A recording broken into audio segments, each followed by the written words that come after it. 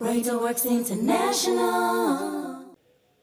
Now, we've been on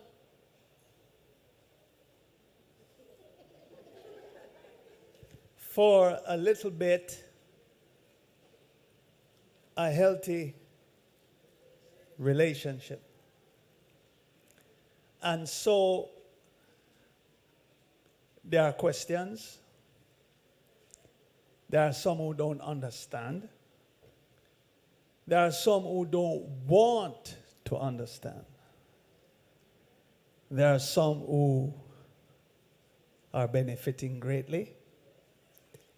And there are others who think they're not benefiting at all. There are some who thank God for the information. And then there are others who sorry them hear the information. Wherever you fall, just see it as God has given you an opportunity for His word.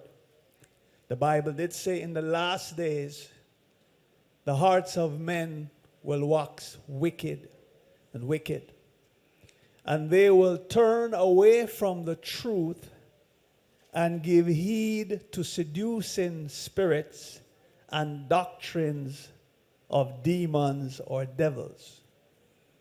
The Bible also says that they, which is the people, will hate the truth and love unrighteousness because men's heart has grown callous, wicked. We're in the last days. So, you'll have some who fight the word, some who embrace the word, some who pray for understanding for the word, and some who hate the word or the person who bring the word. Nevertheless, the word is heard. Hallelujah. Glory to God. Praise God. Before I open this, I was in a session this morning with a unit of the force, and while we were exiting that meeting this morning, I met a lady who was so excited. I mean, she said she thanked God that she just bumped up into us. She was over there doing some things, and she just bumped up into it, and she had a testimony. And that was awesome. So just hearing her testimony, she promised to come on Friday to give the testimony. I think it was when Dr. Finn was here. How many of you remember a lady who was praying for and she screamed and dropped on the ground and go on bad and thing? And so I think, and these are the things that encourage me. So she said that he had said, he said, by 2 o'clock, she would get a major breakthrough and somebody from her would be released from prison. I think it's her baby father or something like that. And she fling on herself and she go on bad. She go on good in a bad way. Okay, so I bumped into her. She said, the man of God, she said something about, the first thing she said to me was, I don't know if she said the man of God gave her $5,000 or somebody gave her $5,000 and she saw it back. She said she got $500,000 after. And she could deal with some attorney stuff. She said the man of God prophesied and said, your miracle is at 2 o'clock. At 2:17, she got her miracle. Her spouse, whoever, was released from prison. 2:17.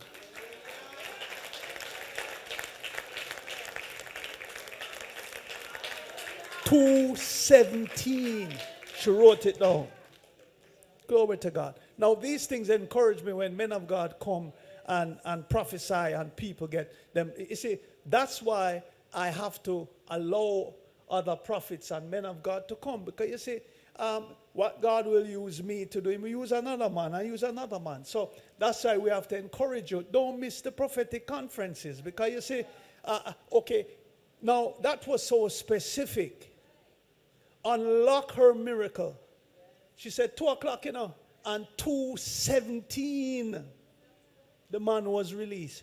She wrote down the time. 2:17. Hallelujah. Say, neighbor, it look like you soon get your miracle. Okay, so let's just share a little and then see where we go from here tonight. See if Prophet ready. We just see how we flow with this. Okay, so we spoke on, or we've been talking on a healthy relationship. Now, we said some key things. God is the one who instituted marriages. The intention was for people to have good, honest relationships.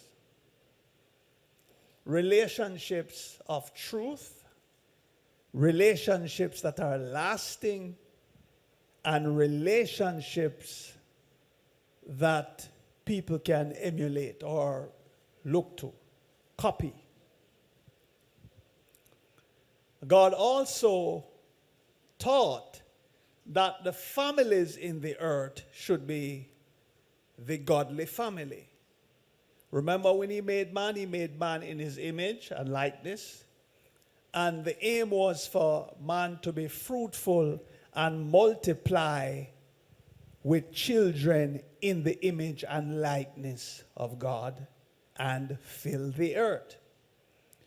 So the deal was for man to be united or to find his rib or his wife, and both of them live together happily ever after, producing offsprings that are godly and living in accordance to the laws of God pertaining to their life, their family, and even pertaining to sexual intercourse.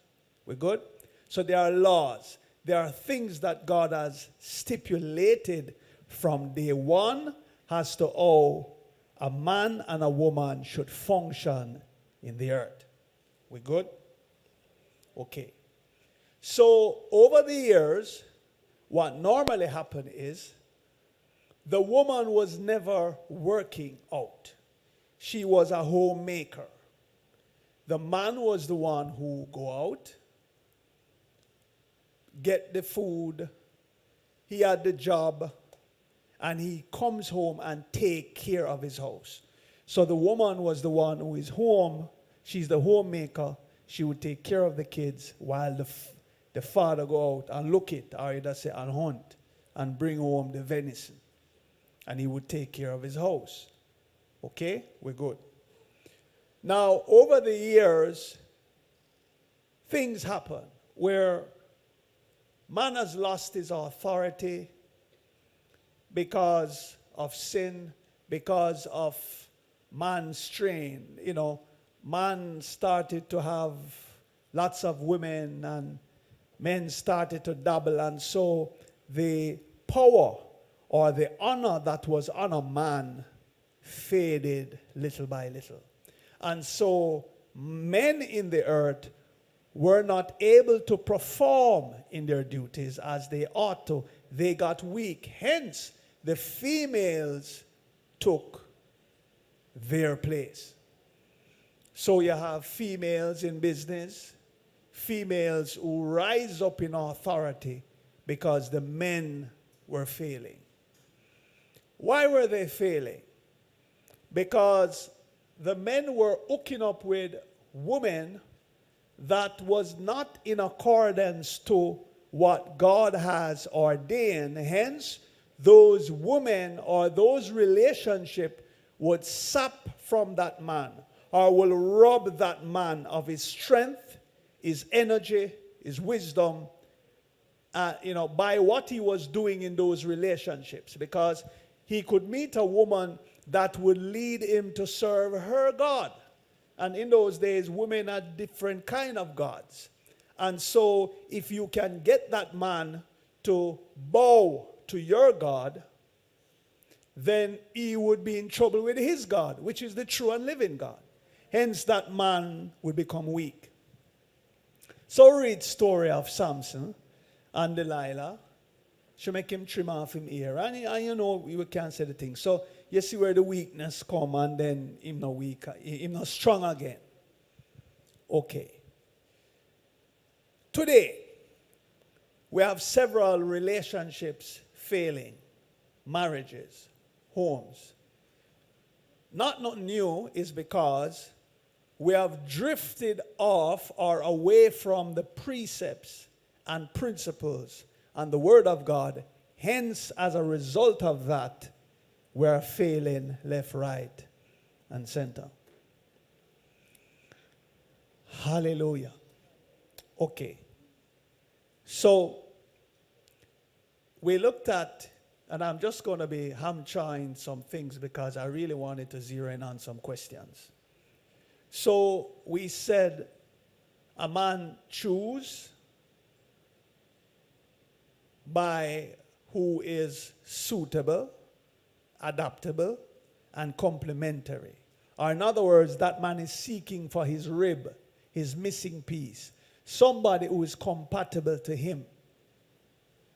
Likewise, the female should be looking for a man that complements her, that she is willing to adapt to, that she has no problem submitting to, because he demonstrates a good leader, quality, father, husband. So she feels some form of security hooking up with this man. So in other words, then she has to do her studies. She can't just take up a man and then make a covenant with him and then say, oh, a mistake I make. These things happen, but it's for you females to check out the man before you hook up with the man. We good? Same for the males. Run a investigation upon the woman and see if this is somebody you want to live with. If it start out cursing, fighting, constantly quarreling, then there is no indication that this is someone you should want to live with. Now remember, the standard is set by the Word of God. God is the one who sets the standard on how relationships should function. Are we clear so far? Anything outside of the Word of God is really not God's best for people. However, over the years, we have settled for things outside of God's best. And so we have divorce, we have quarrels, we have fights, and we never ever get the fullness of what God had for us. We were always lagging behind, struggling, suffering, hook up to the wrong people, and then it's like a cycle. We hook up, we make mistakes. We find somebody else, we go through the same cycle, and we leave that, or him leave you, you hook up somebody else, the same cycle. Until it becomes a fear for some folks. You're afraid of relationships, you're afraid to get married, you know, because of what the last ones did to you. So it discourages you from going into stuff. You can get hooked up with folks and you're sorry you did ever hook up with them because of what you're going through in that relationship. However, we're trying to see if we can help you tonight. Anybody want any help? If you don't want to help me, call Prophet. So, okay. So, we dealt with every aspect of it because every era is important. We said every era is important. How you relate sexually, it's important. Every era, because there's a blueprint that God has set, how we communicate, everything to do with even intercourse, because you can really, really have a good relationship and you hear about certain kind of pleasures and you put it in your relationship intercourse wise and it shut you down, it make you sick, or it affect your children, because God did lay it out in his word from before. Hear me good. Several pastors or people who are supposed to be teaching, remember, the principles and the word of God should come from the man of God or the house of God. That's where unsaved should come. That's where people should come to learn about the things of God. In those days, it was scrolls. You come learn about what God says because you're learning from men who had a relationship with God. So God would teach the people through his man or woman of God how they ought to please him, how they ought to live in every area of their lives. Because the intention of God is for us to be successful in the earth. We good? So remember this now. There are things that you can do in the earth that attracts blessings and favor. There are also things in the earth that you can do that can attract curses. We good? So, no, you don't need no prophet to tell you this, what I'm telling you. You're supposed to know this by yourself. There are things that you can do in life that will make you salt. There are other things that you can do in life that you can be a blessing. We good? All through the scriptures now, you'll see, blessed is the man, blessed is the man, the righteous man, and it always attached to favor, blessings, open door. All through the psalm when you read it. The righteous man get this, the righteous man get that. Blessed is the man that walk in the counsel of God. This man shall be blessed. Okay. Blessed is the man that X, the righteous man, and it's always attached to house, land, prosperity. Then you see now, curse be the man. Them call that man the wicked man. That word wicked means twisted, like wicker furniture. That's how wicked come from. Wicker furniture mean twisted is the man or the woman who fails to follow God's law. That man is twisted or that woman is twisted. So whether it is in a relationship, so if you and I have a relationship and we're not doing it according to the print that God set, is a twisted relationship, is a twisted marriage. We good? Listen where the trouble come now. When a preacher say to folks, it must start from a priest who say to folks when they get married, what God has joined together, let not man put asunder. And then they find an extract from the word of God that says that. So okay, so because it's a piece of the word of God, we take it as the whole of the word of God. So we take out that little piece. What God has joined together, who never hear that yet? Yes, sir. Let not man put asunder. Okay, let's do this slow. So if I'm in a church or anywhere and hear that, I would believe that every marriage that comes down the aisle, if you trouble it, you're going to have a problem with God because God joined it. And so we as church folks and unsaved folks and religious folks run with this thing and say, what God has joined together, let no man put asunder. So you can't divorce. Because if you divorce any at all, then you can't marry again, or else now you're going to commit adultery. And if you commit adultery, it's like you go to hell. This is how they make it play out, So you'll be listening to this now. So, okay. So if I'm married, I have to stay married. If I divorce, I can't marry again. And if I married, or if I have sex, right, adultery, wickedest sin that, and I'm a nasty God face, I may go to hell. So guess what now? People afraid. So people with divorce and not married and stay like hermit, and cobweb take them up. Hallelujah. All right. And people get upset with you, because if you ever teach that you can remarry, people who lack knowledge will attack you because they're accustomed to religion. They are not interested in learning the principles of God. So let's walk you through something now. You ready for walk with me? Okay. You're young in our life. Most of us never grew up in church, and even if we did, you never understood the word as simple as you're getting it now. So watch this now. So how we choose now?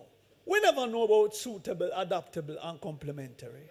So we find somebody will look good, shape good, handsome, thank you, sister. You understand? And sometimes they're not into handsome, but them have little money. The truth be told, them don't look good, but them have some money. Them sit down upon some cash. All right. So, work with me now. So you get married, you walk down the aisle, okay? The pastor say over you, what God has joined together, let no man put asunder. But hold on a little bit now. God never joined that. I mean, see, because you shape good. And you shake up your breast, I'm just turn eat that. Me just say, me want you. It's really your body me want. No, me really never want you, It's your body. Now, outside of that, we can genuinely make a mistake. You do this young because you meet the man in a church. You don't want to go to hell. You married young, right? You never have all the information. He married you when you're 17 or 18. You just left school. Lord, man. He could have made you blossom a little bit more, man. But anyway, you're married, right? And then now, this joker now. Married you, Then I ill-treat you. Treat you all kind of way. Abuse you. Treat you all kind of way. Remember now, and then you hear somebody in the church say, you can't left, because if you left, you can't marry again. Then you have some ministers now say you have to stay. Remember now, he might abuse you, he might treat you good, he might have other woman with you, all kind of thing. You go through a wicked time. On a curse, on a fight. But what God has joined together, remember now, let not man put asunder. With all them bad what they want to tell you, what God joined. So listen how we wicked now. Listen where I draw God in now. The lick where you get now, a God join it.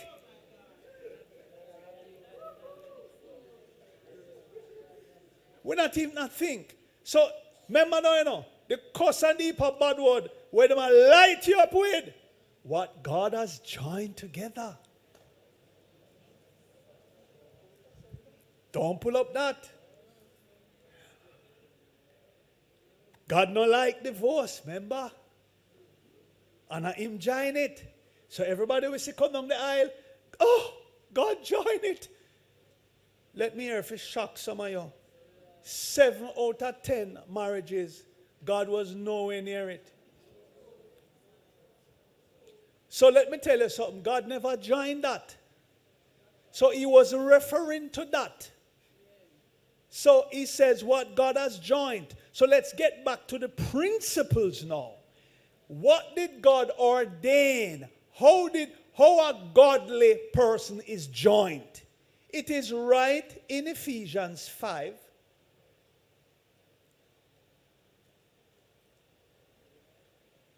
And I'm just paraphrasing now. Let's just read this. Let me see if I can just cover a whole heap of grounds with this one scripture. Ephesians 5 from verse.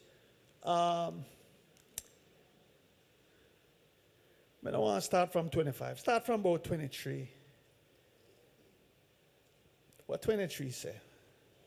Verse 23. For the husband is the head of the wife. Right, okay. So, all right. The husband is the head of the wife. As Christ is Hold on, no. You have to massage this. You can't. Remember what God has joined, so you have to be careful. You can't try to spoil this. For the husband is the head of the wife. Did I, Apostle Scott, say that? Did I make it up? Is it Bible? Okay. So therefore, females, don't fight this. Don't fight this. But he's going to get specific now. Remember now, you have husband and you have husband. Or you have husband and you have godly husband. So you have to determine which of the husband you have. Because if you don't have a godly husband, chances are, God are going to join that. And you did want that. So let me show you now. Read. Let's get back to it. So now it's God talking now, Watch this. For the husband is the head of the wife. As Christ is the head of the church. So okay, Christ and the church have a relationship. Is it natural or spiritual? Yeah, it is spiritual. So he said, no. So he's likening the husband and the wife as Christ and the church, the head of the church. So okay, so this look like saved people to me. You get any unsaved in this? Christ and the church not supposed to be saved Christian? People of God? Okay, so marriage, husband and wife, ought to pattern Christ and the church. Are your business if you're not saved? You're not supposed to take up marriage if you don't understand Christ and the church. Or else you're going to be navigating through some things where you really never planned to navigate through. We good? Yes, sir. Because if you don't know about Christ and the church, chances are the marriage that you're going to be having is going to be based off your friend, where you see on TV, or you're going to try a thing. God never want we try nothing. He set a blueprint. Let's get back to the scripture now. Himself, the Savior of his body. All right. Everybody see that. So remember now, Christ and the church, man and wife. So if you plan to get married, think about Christ and him church, how him treat him church. Husband supposed to treat him wife like how Christ treat him church. A few business if you're not saved. So if you're not saved and you want it to work, it have to work like Christ and the church. Everybody all right? May I try go simple. So what should happen is this. Two people who are not saved, one get married, them supposed to go for counseling first. And I say go. The counselor now is supposed to tell you how your marriage going to be successful. So he's supposed to tell you how Christ and the church operates and how your marriage should operate. Amen. I don't know what go on in a counseling now. I don't know. I'm not sure. Some counseling. So the counselor is supposed to edify you. So you shouldn't really have one session and then you go married, because you can't learn that in a one session.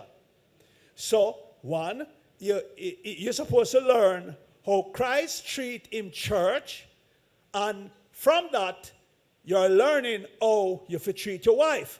Now, if after the counseling session, where the counselor tell you about Christ and the church, you see yourself that way there, Pack up your dolls.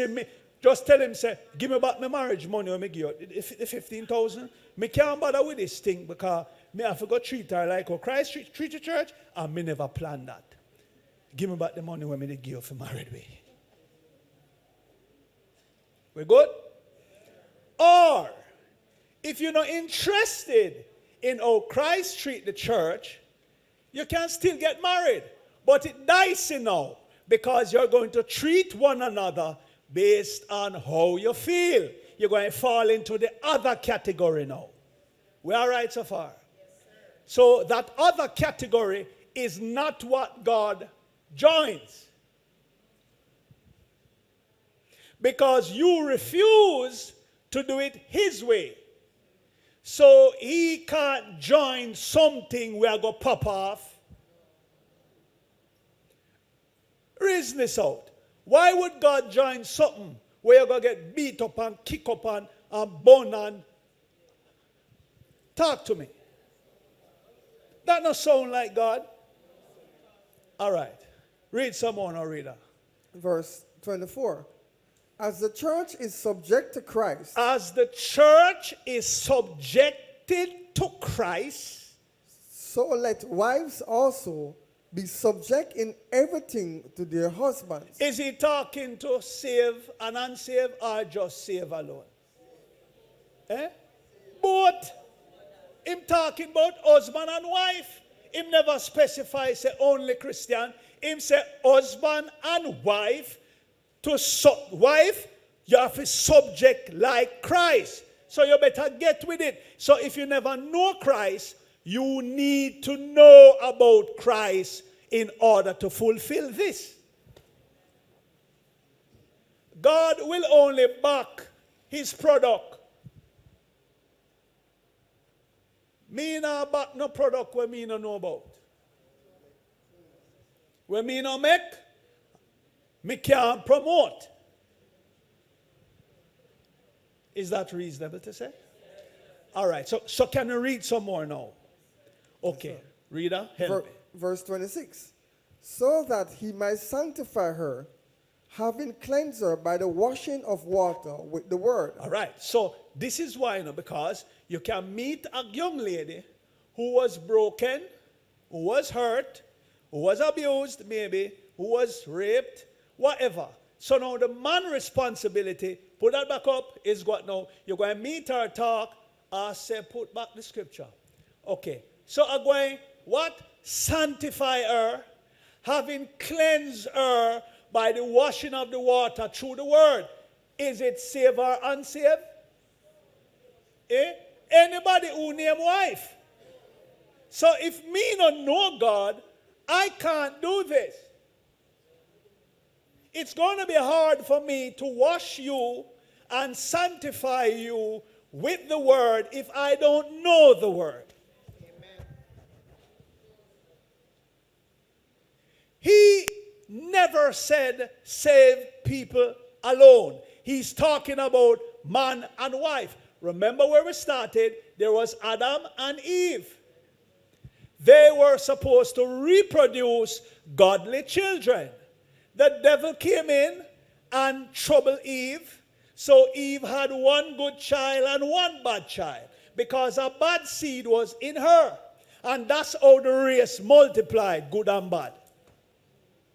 But the intention was for you to multiply after your kind. So if you're a Christian, your kids must be Christians.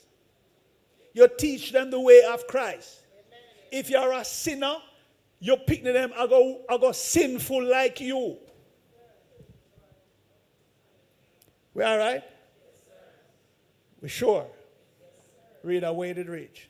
Verse 27. So remember now, I'm going to wash you off. I'm going to sanctify you. That's my role as the man. So I meet you, we have to talk. So part of my sanctification is I have to make sure, say, you go to your ear. Because I have to observe you, Remember now, Christ and the church. So I have to observe you. I have to ask you, often you do your ear. It's my responsibility. You become my responsibility now. So the mean man thing, I may not understand where I go on now. them style here where them man you put out now, I don't know every man, because you have some man that try. But you have a style where some of them man all your head dry so till. He no see it. He no see it. Or one thing him see. Him can't tell you where him see with this. If a fly go near this, him see it. Him not see nothing else. Him not see your ear dry, your skin dry, your toenail and gone past your slippers. He not see this. You see what I say? Okay. So, he may remember your birthday. So you know, say, you might not even to get no much gifts. You not go out, so you take the color of the house. We just want to put 2 corner posts now on a window on top of your head now, and you're a house. Glory to God, I feel. So, the man's supposed to, when you walk the aisle, that's your worst. That's the worst you should ever look. Not that you look bad enough, but I'm saying when you get the day before you get married are your worst time that. After you get married, it should have been the best time that. So you can't look worse. You must look better. Because the man will go sanctify you, wash you, clean you, bathe you, lift you up, build you, promote you. Hello, and now you're shaping. Me can't see you after. And you look pop down. Bridle there your mouth corner. Your kneecap them sharp, me can't see it from a mile. I talk about I just married. Eh? You always smell like egg and sardine, because that's for dinner. Now, me not say people can't go through things, but I'm saying females, you have to check out who you're submitting your life to. If this person don't have it, it means he's not in a position to take care of 2. So me can't marry yet because him can't. Okay, if him can't take care of 1, how am I going to take care of 2? He has to be prepared to take care of 2. So this is the problem that happened. Because we were not prepared, we end up doing stuff we're not supposed to do to make money earn. Read some more. I can take my time on this. Verse 27. That he might present the church to himself. Present the church or his wife to himself. In glorious splendor. In glorious splendor. Without spot or wrinkle. You see that? Without spot or wrinkle. So we're not supposed to make you wrinkle or old before your time. We're not supposed to make you have spots. Now, spot and wrinkle comes from what I do with you in the relationship. That includes intercourse, how I treat you. So I can do stuff with you that make you old before your time. Him said, no, me must present you without spot or wrinkle. Wanna see that? Is me make it up? Okay, me go deeper, you know. All right. Reader. Or any such things. Or any such things. That she might be holy and faultless. Yes. Verse 28. Even so husbands should love their wives as being in a sense their own bodies. Yes. He who loves his own wife loves himself. Verse 29. Clear. You see, pushing out the man must treat the woman. Okay, keep going. For no man ever hated his own flesh, but nourishes and carefully protects and cherishes it, as Christ does the church. You see that? So all about relationship, if you plan to do it, think about how Christ deal with the church. If you don't know, you should learn. And I said the counselors should be teaching this to every couple who plan to get married. Because that's your safest way to get the marriage to work. Read some more now. Verse 30. Because we are members, parts of his body. Verse 31. For this reason, All right. See it now. a man shall leave his father and his mother and shall be joined to his wife, and the two shall become one flesh. Two shall become one flesh. So you're not single again. So when we come together, we are one. So that means how we plan, how we live, we're living now as not as two different persons, but as one. So our decisions, our conversation must be one. In other words, we're saying the same thing. The only way that can happen is we have to discuss, we have to communicate, and we both have to agree on the things. That's how we become one. We agree. We're good? All right. Read now, reader. Verse 32. This mystery is very great, but I speak concerning the relation of Christ and the church. Okay, so it's Christ and the church is the mystery that I'm talking about now. Not the man and the woman joining, but he's relating to the mystery of Christ and the church. Okay? So the mystery of Christ and the church is we come to the altar, accept Jesus as Lord and Savior, and he moves in on the inside of us, and we don't see him, and nobody don't see him, and then we say we get saved. That's the mystery. We good? So he's saying now, when two persons come together and consummate the marriage, is a moving in on the inside of both of us that happen that nobody knows. Say, this is the mystery. That we become one now in our speech, in our plans, in our life, in our relationship. We are one. We are said the same thing. Read some more now, reader. Verse 33. However, let each man of you, without exception, love his wife, as being in a sense his very own self. Yeah. And let the wife see. Okay, so this is the wife part now. Now, this is what God joins. So he's telling you now that, okay, the role of the man, I lay it out, don't accept less than this, or it falls outside of God's purpose and plan. All right. So he's stating now how the woman should respond to this man. Read it now. And let the wife see that she respects and reverences her husband. Yeah. That she notices him, regards him, Yes. honors him, Yeah. prefers him, venerates and esteems him, and that she defers to him, praises him, and loves and admires him exceedingly. Now, you see anywhere in that way, it's a cuss him, lick him, give him bun, no cook him food, look good. You see anything like that? What about fling shoes off of him? Okay, all right. This that is explained here is the marriage that God joins.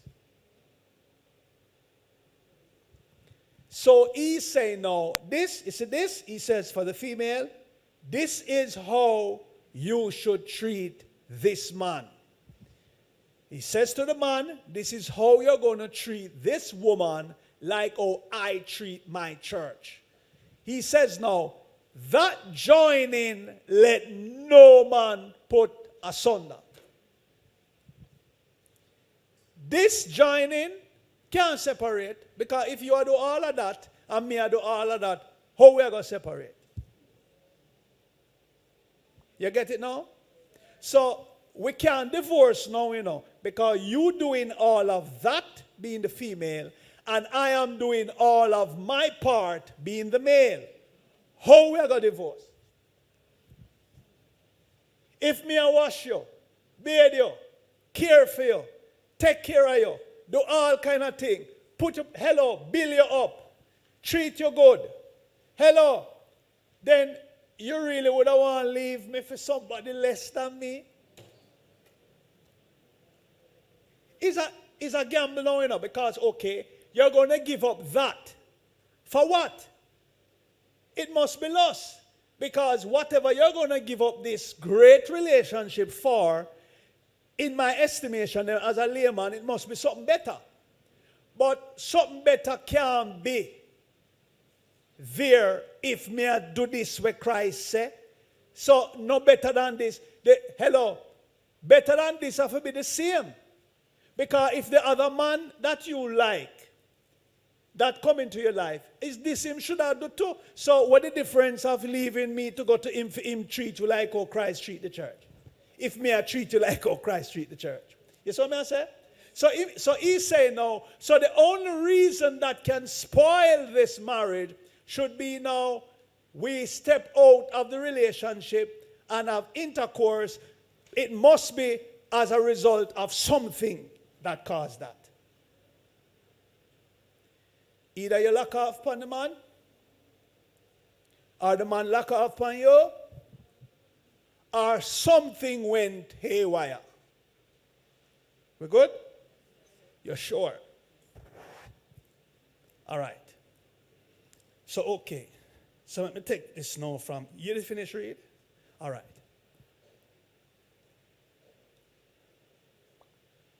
So in Proverbs 18:22,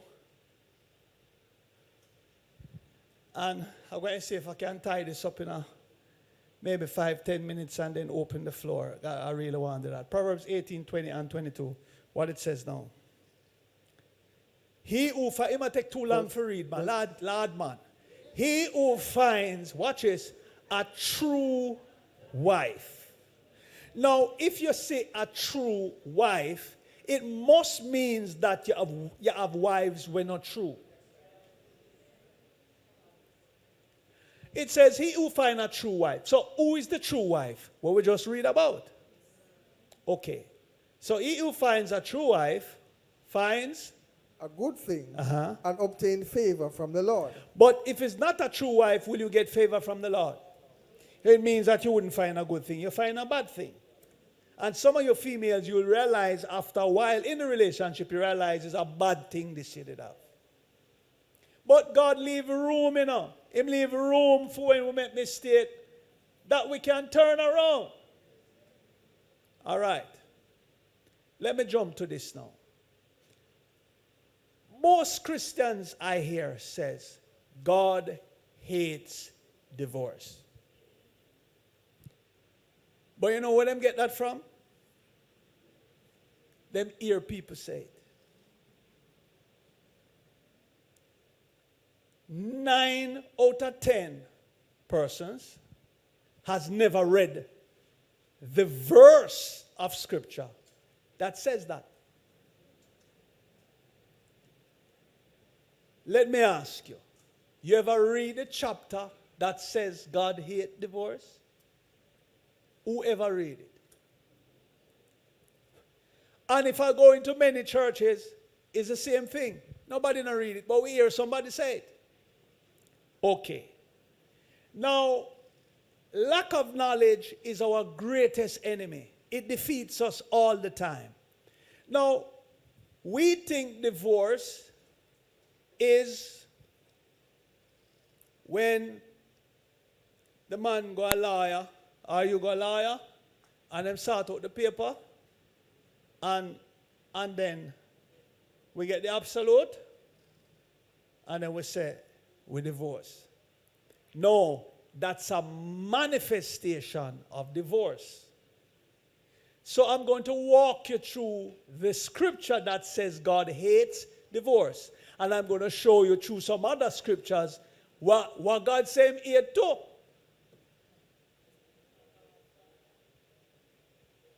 And then I'm going to ask you which one worse.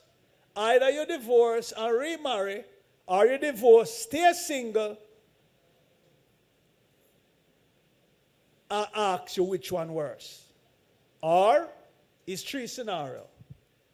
Either you're married and it's not working, and you divorce or married again. Call that one. Them say if you do that, adultery, you go ahead. All right.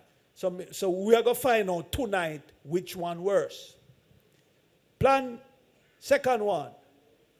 You're married, it now work, but when you stay together, because you don't want people to say.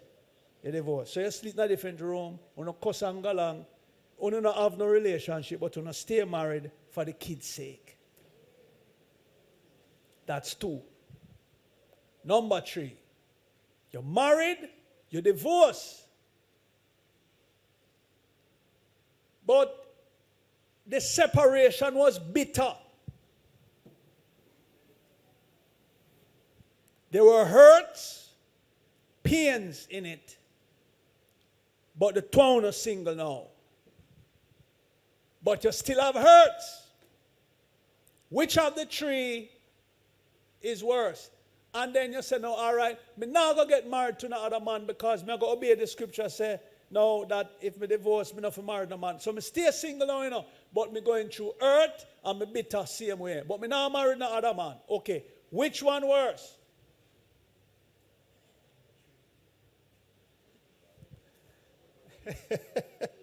Me know you can't answer me.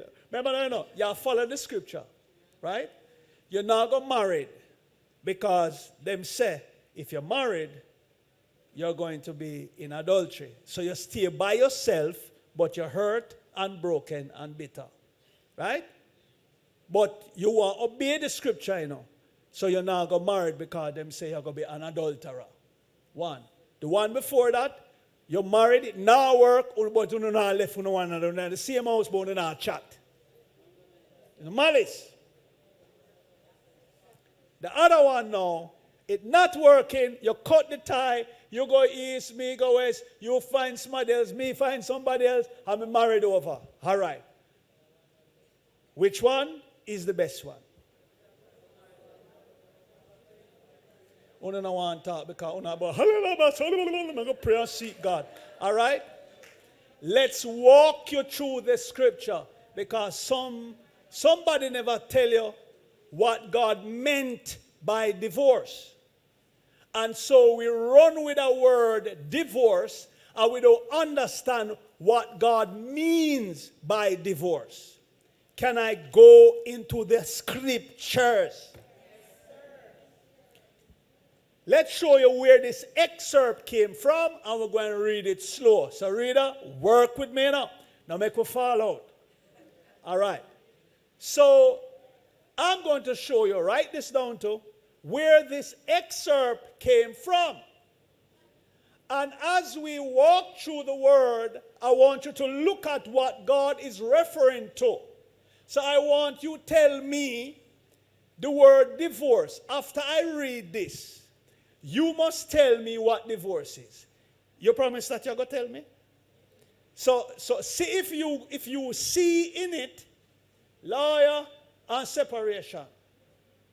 Ready? Yes. Me ready and you not ready. You not ready? Yes.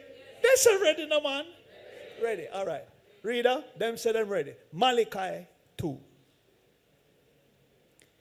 Let's take it from verse 13 to 16 and reader. You have to read up, because me want getting on the thing, man. I mean, not getting it yet. More getting it.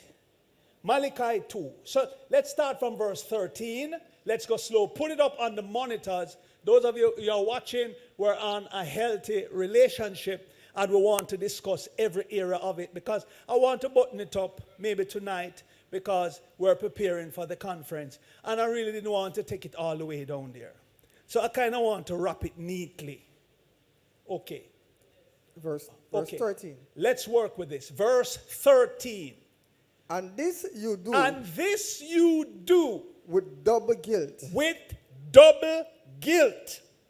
You cover the altar of the Lord. You come to church. You ball. Pray. Yeah, what else you do? Shunned by your unoffending wives.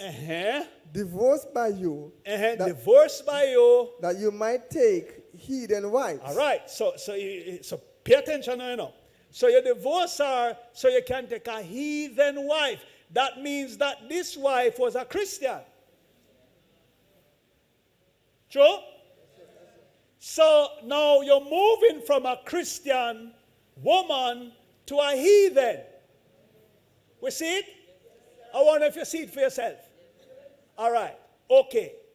Let's go in some more now. Read. and with your own weeping and crying out, Uh-huh. because the Lord does not regard your offering anymore. You see, it get sticky here, so now you know. All right. So remember when we say you're going to lose all your money. So you step out of the thing, and you're going to touch something else, and it affect your money. Reader. Or accept it with favor at your hand. Yeah, man. So God now regard your offering anymore, or accept it with favor at your hand. So your favor lock off, your money lock off. Read it now. When I reach the part. Yet. Verse 14. Yet you ask, why does he reject it? Yeah, oh the Lord moves so. Why reject this? Read it. Because the Lord was witness to the covenant made at your marriage Yes. between you and your wife, the wife of your youth. Yeah, man. Wife of your youth. So him see when he make the covenant, you know. All right. Against whom you have dealt treacherously. All right. Underline the word. You have dealt treacherously with her or him. Remind me, let me tell you what that word I mean. But read the rest. And to whom you were faithless. Me will tell you what that means.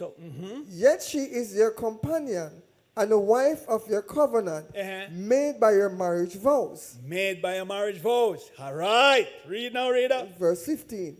And did not God make you and your wife one flesh? You see that now?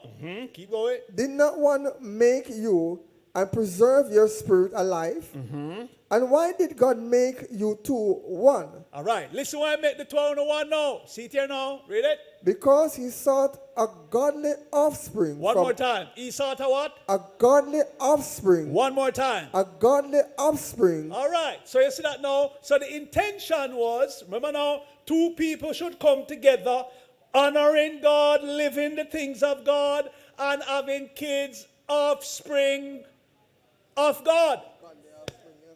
But because you move from that now to trouble a heathen, it means now your offspring, if you get pregnant, is not going to be of God. Read now. From your union. Yeah. Therefore, take heed to yourselves. Take heed to yourselves. And let no one deal treacherously and be faithless to the wife of his youth. All right. The word treacherously. Write this quickly. Guilty of or involving betrayal or deception.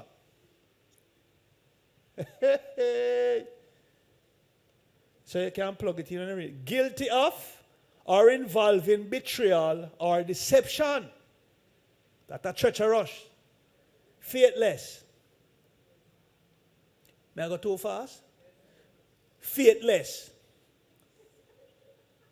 Disloyal, especially to the spouse or to a spouse or lover. Disloyal, especially to a spouse or lover. That's faithless. All right. So, reader, we're going to fix it up now. Read now. Verse 16 or... Just read the little part and just put in the little thing. All right. Just in here. All right. Therefore, take heed to yourselves. Yes. And let no one deal with you with guilty of or involving betrayal or deception. All right. So you're going to say no. No make nobody deal with you. Them kind of way. Read it.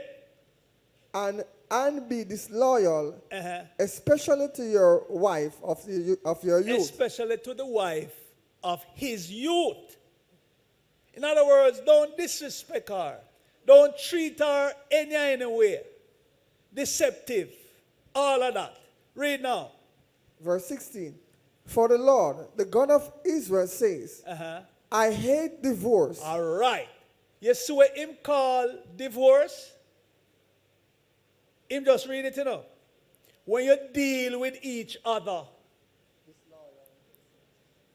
guilty of involving betrayal or deception or disloyal especially to your spouse or your lover. Another meaning say having hidden or unpredictable danger. So okay now. So when you not chat to him, him not chat to you, and we have code power phone in Spanish,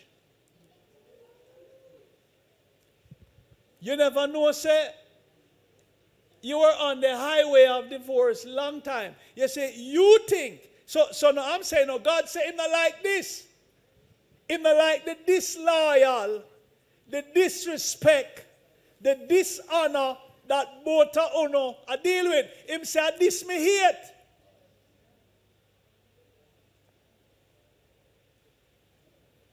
So God referred to that as divorce because it's really a separation of the oneness. Because remember I taught you earlier that quarrel not supposed to enter your relationship. Remember we read him says better you go up on the house top. So when you have this strife and malice and contention, God said, I hate divorce. Him call that divorce. Here what we call divorce. After it done now, however. No, once you cuss and you go along, you're in a divorce.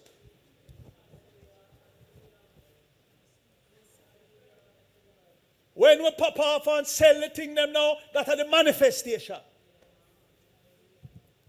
Let's read some more now, reader. Verse 17. Okay, that's verse 16. What I tell you, I wanted you to read to. Up to verse 16. All right. May have more for read, so I don't want to touch that yet. Okay. So, all right. So, let us now look at Proverbs 6 now. Remember now, you know, him saying 8, divorce. So, we're going to look for the word divorce into this. Proverbs 6.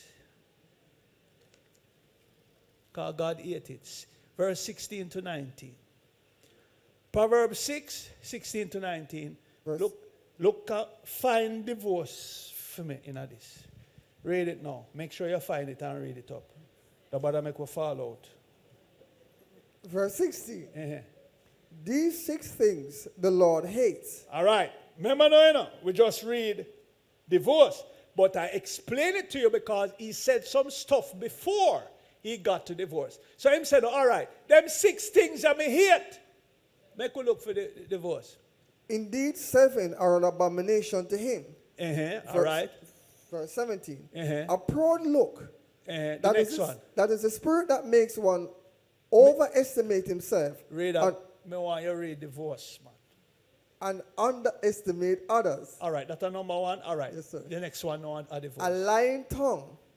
Read it up and read it. And hand that shed innocent blood. Uh-huh. Verse 18. A heart that manufactures wicked thoughts and plan. Uh-huh. Feet that are swift in running to evil. Uh-huh. Verse 19. Uh-huh. A false witness who breathes out lies, even under oath, and he who sows discord among his brethren. Friend, where divorce there? Nothing it said. Oh, you mean it no unite? It said them thing of God hate, them 6 things I hate, and 7 is abomination. So where divorce there? We don't just read same 8 divorce. Yes, sir. So wait there. It's not in this one, sir. No, it's in it. You just read divorce from 16 to 19. This is divorce. Check every bit of marriage. Read them back again. You not see it. Verse 17. All right. All right. Don't this happen in our life? Read it, verse 16. Verse 16. Mm-hmm. These 6 things the Lord hates. Uh-huh. Indeed, 7 are abomination to him. Watch this now. Verse Read it. 17. A proud look. Yeah, man, you get your big job now and you start change for me. You go to school now and you go get your degree. Proud look.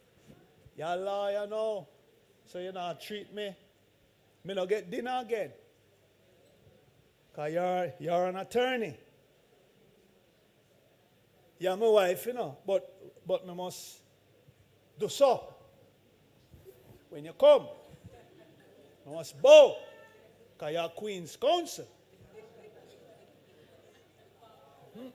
And if me not do that, me not get no food. And it can be the other way too. Right? You just have a business now. So from you have a little business now, you have a little ticky friend them now. You know, even, you know, pay me no mind now because you have a little ticky friend them. Them a boy, you know, just a come there much money and you not even know that. Read it. The spirit that makes one overestimate himself Overestimate yourself. and underestimate others. Underestimate others. So this is divorce. Read it. A lying tongue. A lying tongue. Ask people who have problem in their house. Read it. And hands that shed innocent blood. All the liquor you get. And blood spew sometime. Bust up your face. Bust your head. Choke your...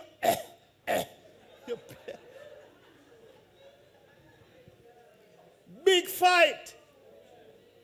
Read it. A heart that manufactures wicked See, thoughts. Me must kill you. Me, all right.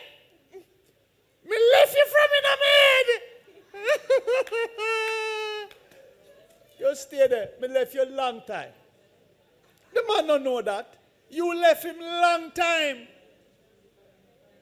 Night come, him they are doing best. He must struggle and sweat and struggle.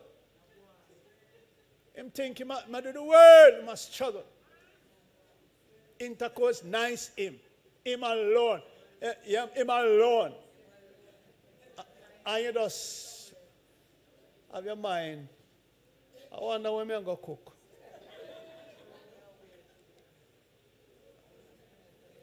And when him finish, you just pitch him off. He just rub. Tired. You just get up, left him. Your heart start to manufacture some things. I walking you through this, because several women, this is your suffer. You suffer through this because the relationship, you become numb to it. So now it starts to affect your soul and your heart. And not just woman, man too. Because some man I got you, I got you and them not say nothing. Them I hold it. Read it. And plans. A heart that manufacture, you see that? That wicked thoughts and plans. Guess what now? Me move out the things then Friday when you're going to work.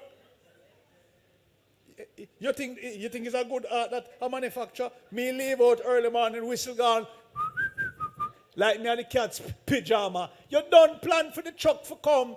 9 o'clock, me left 7:30. By 9 o'clock, the truck is there. Move out everything. By the time me come home and me say, hello, hello, hello, hello, hello, hello. Hello, hello, hello, hello. What that mean? You think I full the house full? You empty out every God Almighty thing and you're gone. And me come now. You not even leave a note. You're gone. All the teeth in puss you take. You would even left the puss. Hallelujah. You take your puss and you're gone. Hallelujah. Hallelujah. Hallelujah. That manufacture, and these are some of the things that happen. You take the things and you leave, or something you do, you move out, or you mash up the dresser, you fling. When me come back, a bang around, me think a thief run through some place, you mash up every God Almighty thing. Your heart. One girl says she cut off the man's shoes heel, all of them, and catch back the top of the shoes. Upon the heel. So when they put in him foot and him step off now, they say, tap, glory to God in heaven. Hallelujah. How she think about that? A heart that manufacture.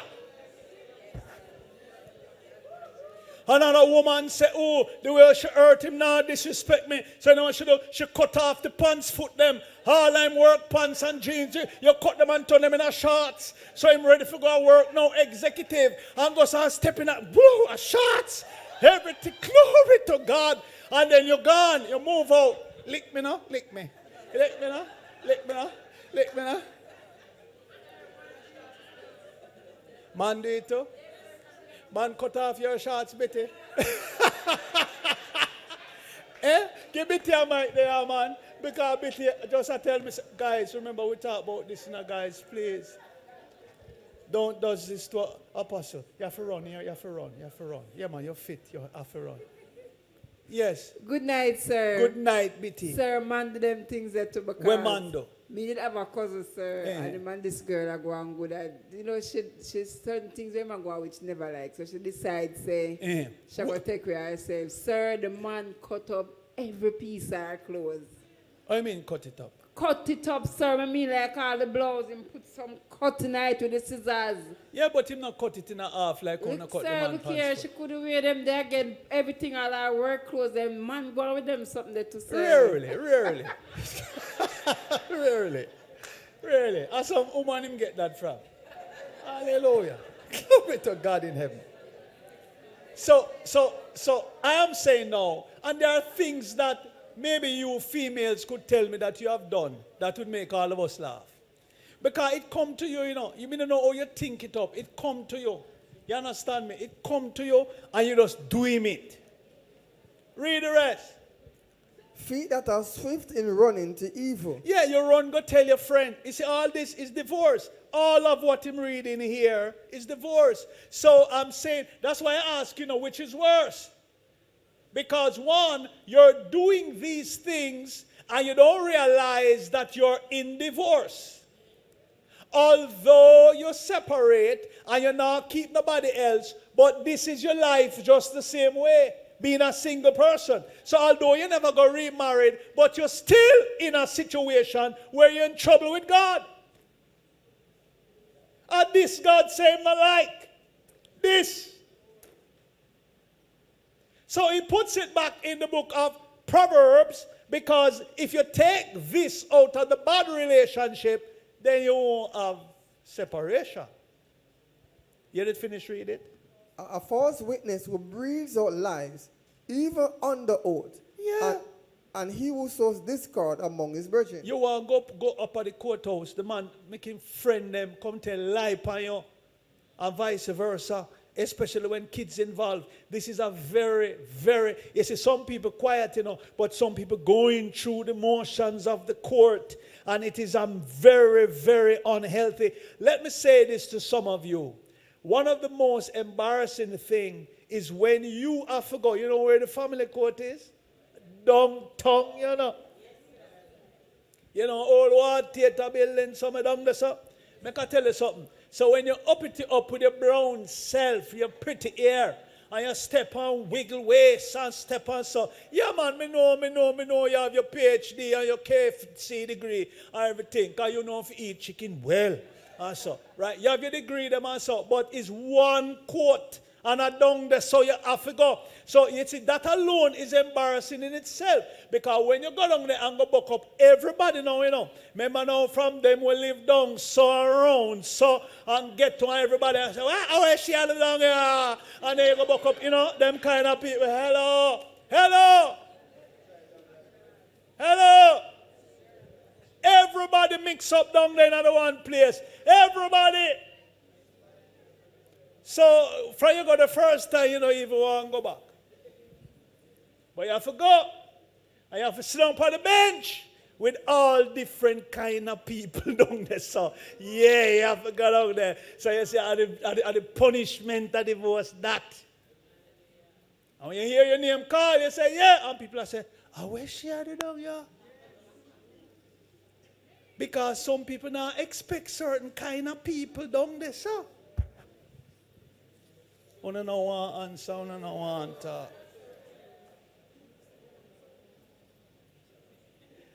I'm saying to you now, God hates the bickering, the quarreling, the strife, the malice. All that is called separation.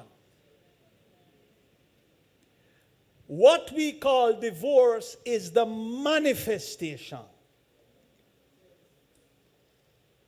So we worried about the manifestation, talk about God not like this and whatever, and so you're going to stay. Well, you see why I say which one worse? So you're going to stay with this man now because God not like divorce. But all of what he just read is in your house. So you are holding on to a ring and the fact that you're still married, but this is on a life in the house. Which is worse to God?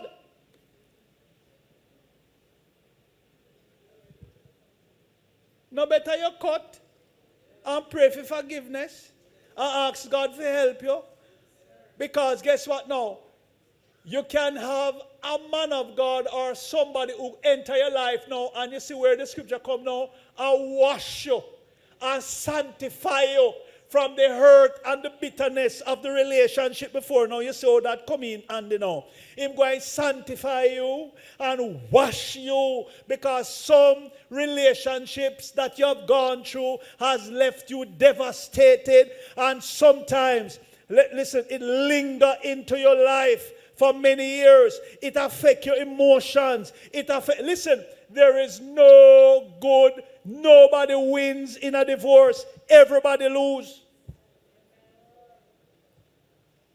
Me say everybody lose. Even if them cut it in a two and you go so, everybody lose. There's no winner. You only go on like you win. But everybody lose because you have lost something. Because if you have kids together and one of them move for the kids and leave, you lose. Sometimes you lose the kids, the respect of the kids. You lose your dignity. You lose some stuff. You lose money. You lose time. Some people hook up for years. You have lost time. So there is no winner. Everybody lose. That's why God says, I hate this, because everybody loses. You have to go separate ways. But listen now, God rather you start afresh and Him wash and clean you and lift you up higher this time. But learn from the previous mistake and never let that happen again. That's the intention.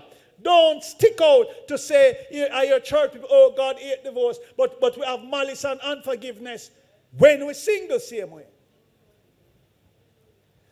So you're trying to fulfill this part of the scripture that says, because God not like divorce, me go honor that, so it's like now me get to it, or me go get favor with God now, because see God, me not married again, me stay single, me man know your heart bitter, you know, all over just reading, you know, you still have it in your heart. You think you get where? You don't get where. God still look at you and say, me not like this way you do. So staying in the same house, malice, unforgiveness, strife, separate life, different room, hello, but you're staying married because God not like divorce. God said me to tell you, say, this me hate. Now you take it a level higher to hypocrisy. And you're in the same space now, and you could cause unforgiveness, and now both of you now on the way to hell.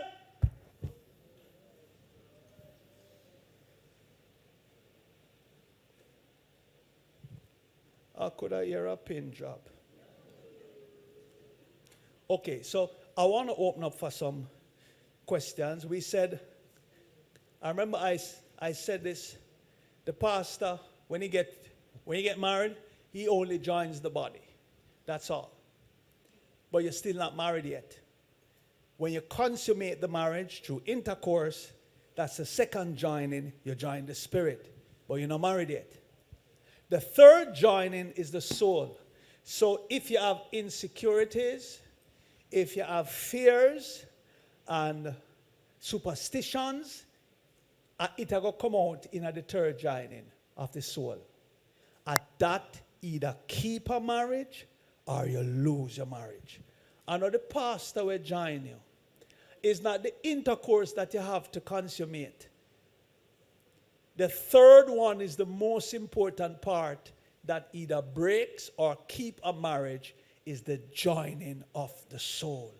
And that God has placed there. As long as you are together, you will never understand each other completely. It's a day by day, year by year. You never stop. This one, the joining of the soul, cannot be fulfilled completely unless both want to go to heaven. Because every day you have to gel with each other. Joining the soul. There's going to be times when you have to say, oh, I'm sorry about this. I will come back together.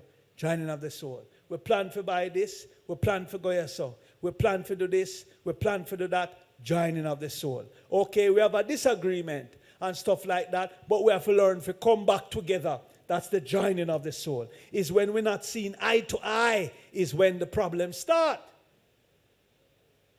Because when we're not seeing eye to eye for too long, then we start get ideas for cut. Me not stay in a place with him. I can't wait for him gone in bed. You know. Me can't wait for him gone. No, I'm going to marry him. Him food cheesy like. I mean, in the house with this man, I make some mistake. I'm like, God, you couldn't tell me, God, for this man, so what this man, God, me go take up this man, and you never even give me this man, God, and me go take him up. Me I wash them every jeans, every day. Tell my mother, say, me no take it, me no stay here.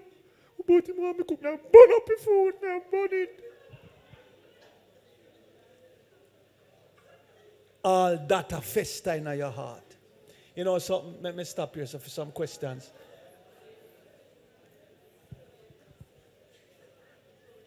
We spoke on every area. We spoke on sexual vice.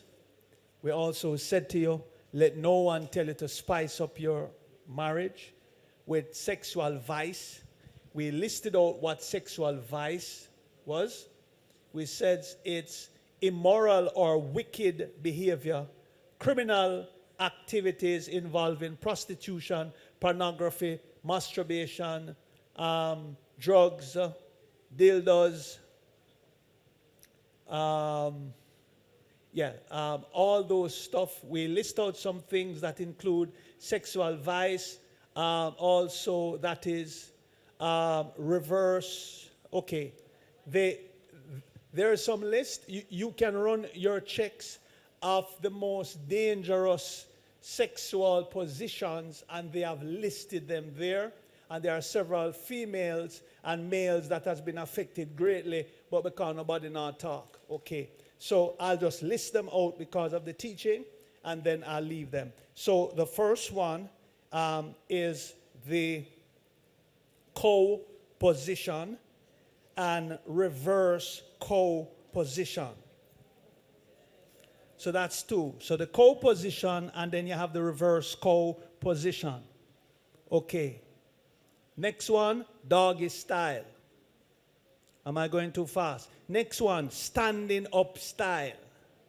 Those can overload your vein, can affect your pressure. It can affect your back. It can affect you in different ways.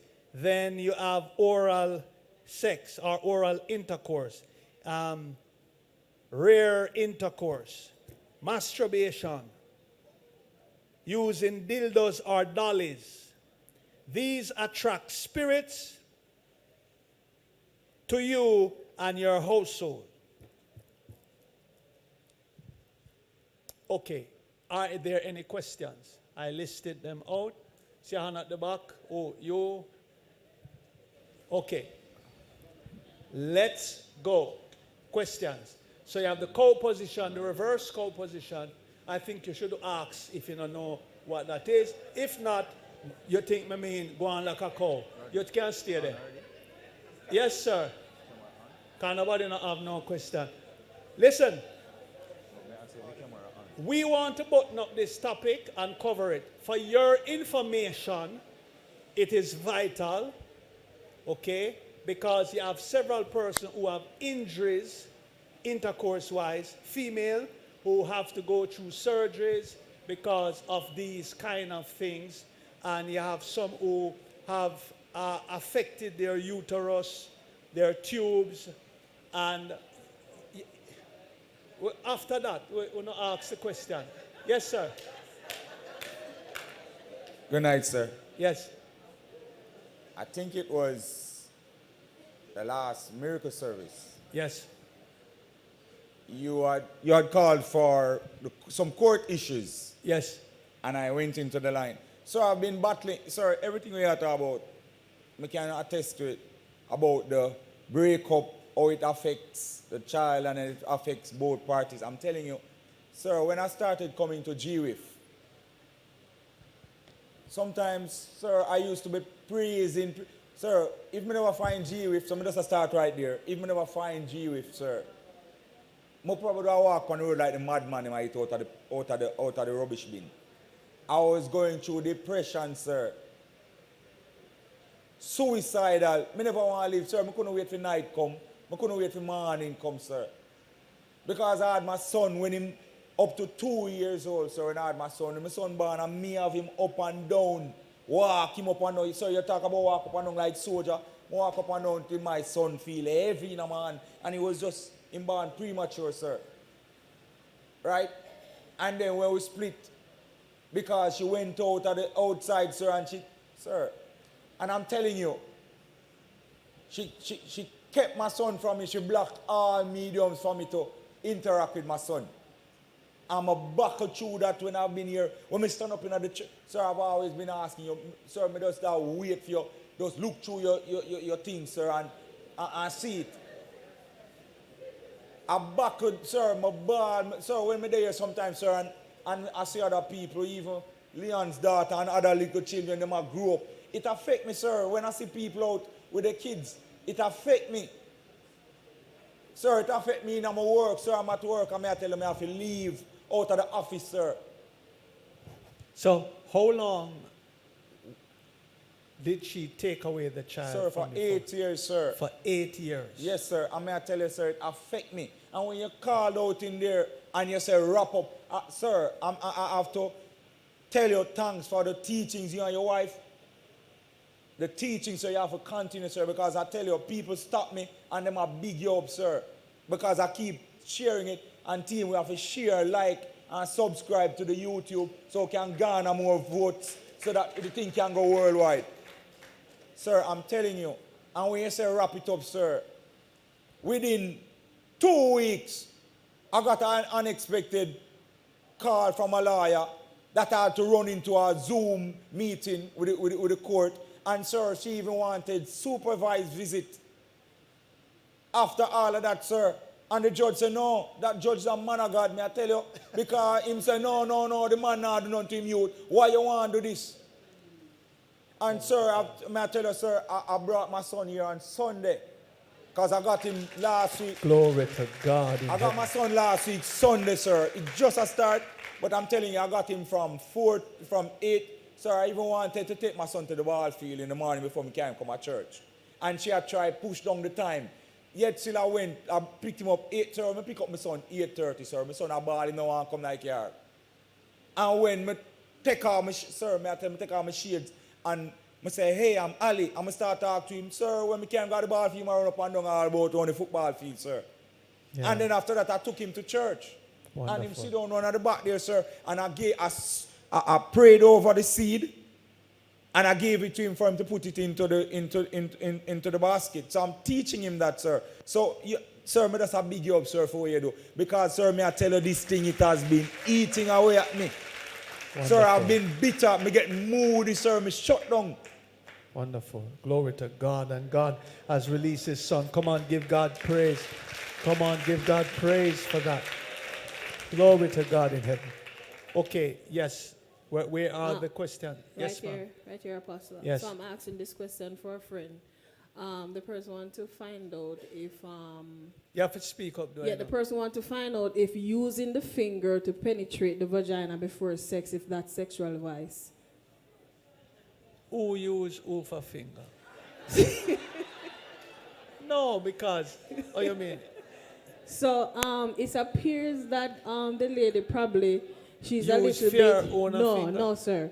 The lady is a bit hard for the man to get in, so he kind of use the finger for kind of make it easy for him. So they want to find out if that's. Hold on, no, sister. Let me explain something to you. Okay, there is something called foreplay that are legal. The man, once him legal, he goes through certain motions with his spouse, with him girlfriend, with him wife, whatever. That we call foreplay. Some things that leads up to intercourse that is normal. Okay. Okay? Normal. The vices is a wicked behavior. And it lists out the things that are wicked behaviors. So if two person, man and wife, come together and is, what you call it now, foreplaying, involves foreplay. And foreplay can start from taking out somebody. I mean, being nice to you. It starts from some people from the morning come all the way, up. It can be choops the neck. Different way to stimulate or to turn on the person before the actual event. Okay, that's normal. Okay. Right? Abnormal things is what we are dealing with that cause the problem. Okay, so that's... Okay? So the man and can touch the breast, him now go to hell. Okay? It's his, it is his. That's not a wicked behavior. If he touches it, if he rubs it, it's not a wicked behavior. Okay. She would tell him that too. It's not wicked. Question, sir. Who asked it? You? Well, from YouTube. Online. Oh, okay. you have to answer. Online, sir. Yeah, man, you have to answer that quick. Yes. What is co-position? Okay. So co and reverse co. Okay. So one of the things that the co position is when the male lies on his back, the female is on top of him, and she's in control. So she's looking that way, and his head is that way. She is on top of him looking that way, but she is in control. Reverse cow is the opposite way. She's looking that way. His head is up that way, but she's on top. Lots of time there are fractures of the male penis where it's fractured because of that situation. The woman can have a challenge in her hip that can affect her. There can be what you call it now, pressure or pounding of the uterus that can cause sometimes tears and different things to happen that can send her into certain kind of traumatic thing where she has to go to the hospital. So I'm saying, right? Fractures for male, you might not, you don't know. Sometimes because she's up and down and going, sometimes there are slippage and then she comes down on it and it breaks.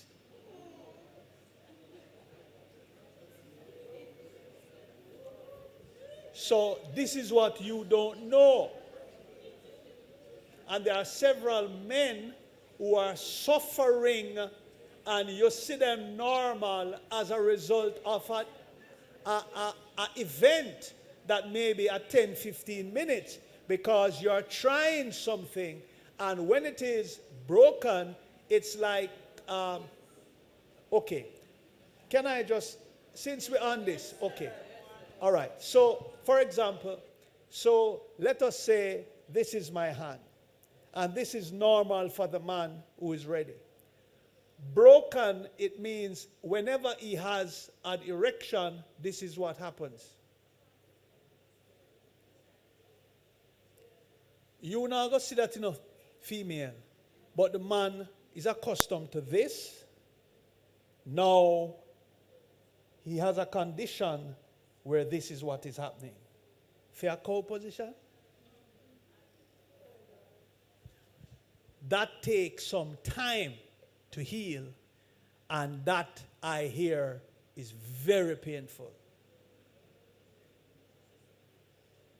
You say, you don't know. You don't know. They won't tell you that.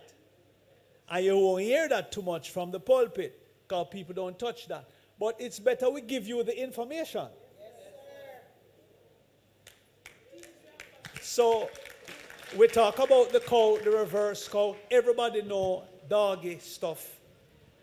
and the things with that, infections are prone in that because, you know, it is closer to the anus. So a lot of females suffer infections regularly from that, and also other things that happen from that.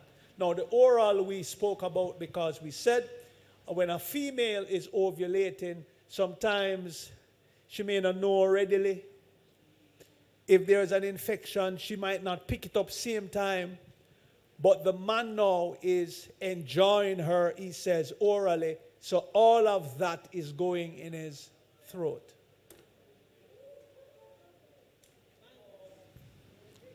Amen. Oh, yeah, sister, no.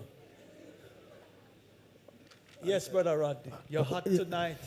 No, YouTube, sir. Okay, all right, yes, yes. Will someone go to hell if someone divorce and remarry? YouTube.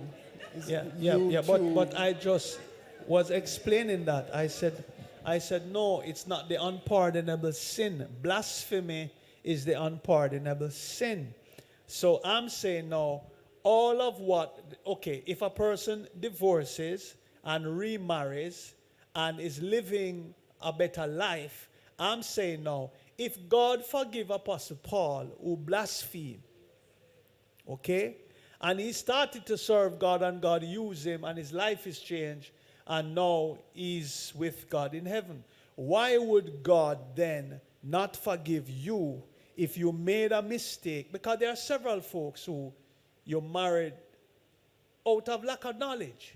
You made mistakes. You're going to say that God can't forgive you for that? No. I would say to you, God knows your heart. He lists out the way the relationship should work. If you did not know, then you were in lack of knowledge. So your hurts, your pain through relationship was as a result of lack of knowledge. So now that knowledge comes, I'm saying you are in a better position now to remarry with knowledge and serve and honor God. Find somebody to wash you, sanctify you, cleanse you, and now lift you up and build you as God has ordained. You didn't blaspheme the Holy Spirit, so you will not go to hell. We're good? Some people get them papers now. You know, wait upon this and all them are going to marry this week.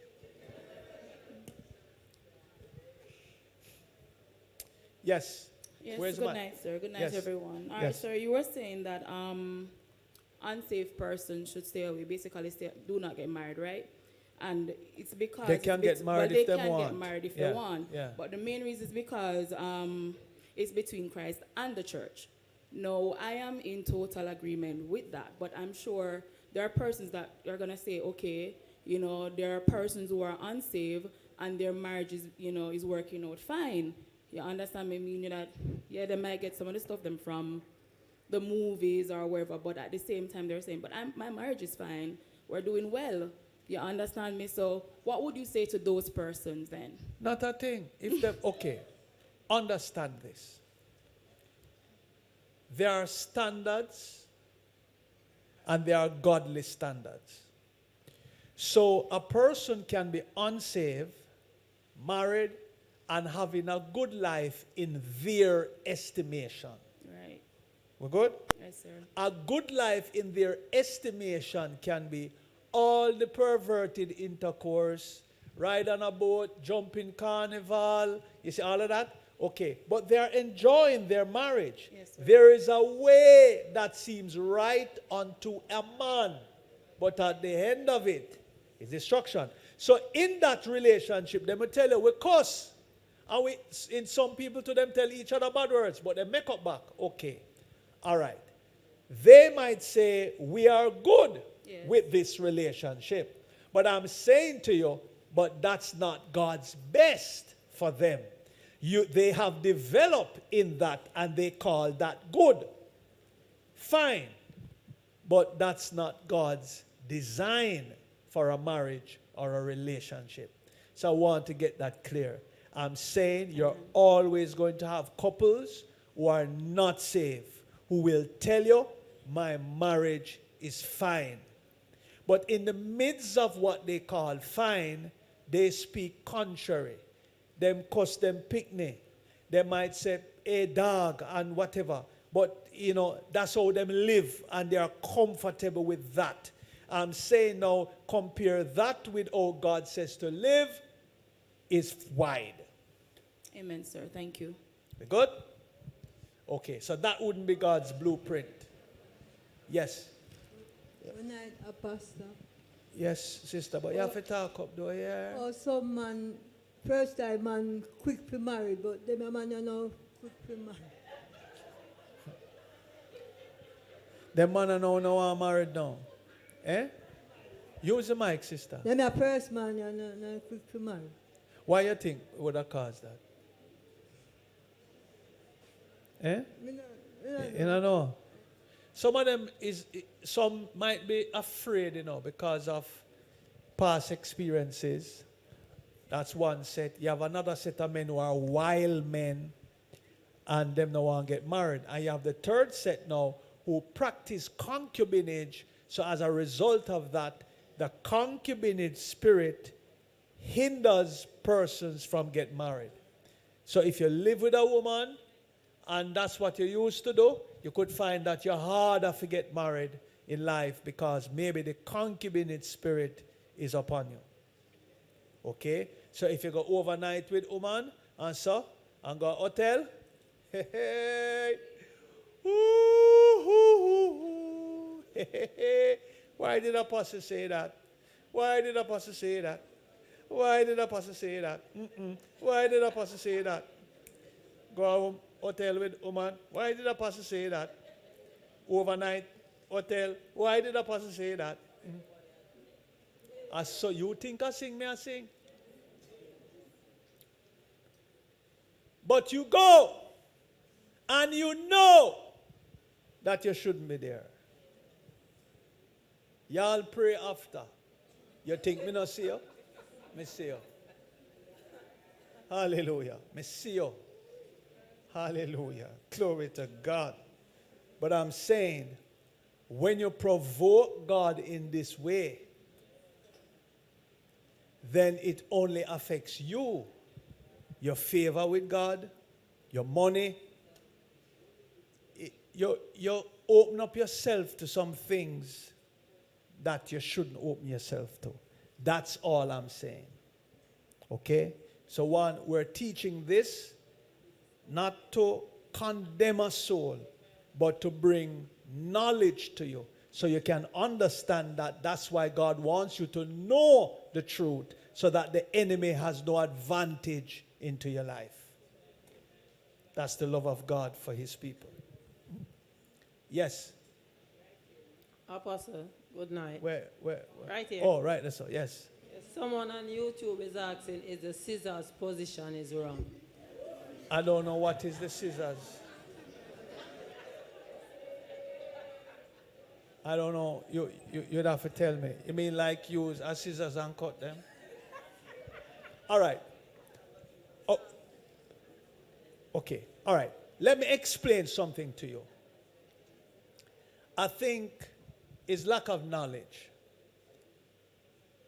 People don't know the difference between love and lust. People have glorified and have idolized the female part and not the female. So intercourse or sex, all of what you're asking, most person, is only because you have idolized the private part of the individual and not the individual. So you want to try out all these things at that point with the individual, at that place. So it's idolatry really, but the real purpose of the thing we really don't want it. Sex is made for procreation. It's really for children, not for enjoyment.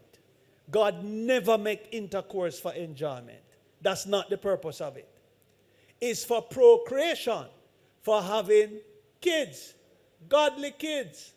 But it comes with enjoyment. Cars were made for transportation, not for your enjoyment. But it's just that they make the car comfortable, that while we're going on our journey, we can be comfortable. So then put AC, soft seat, bucket seat, TV, music, hello, and that's the purpose for the car. Sunroof, all that are fandangles, then put up more upon the price. You think of that make you go half a tree? All right.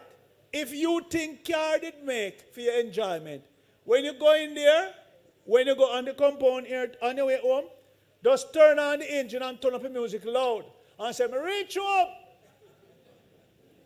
You'd have never moved from where you are.